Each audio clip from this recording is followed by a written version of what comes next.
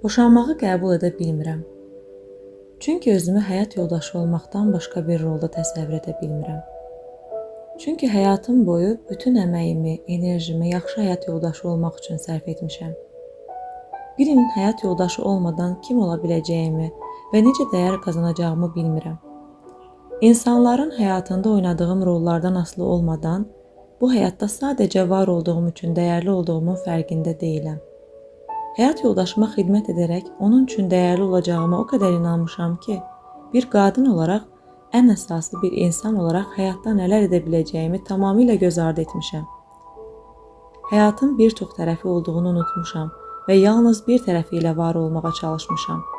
Və o tərəf dağılanda isə altında qalmaq, oradan çıxıb yeni bir həyat qurmaqdan daha yaxın gəlir mənə. Tükənmiş bir münasibətin qırıqları ilə yenidən inşa edəcək qədər aciz qalmışam.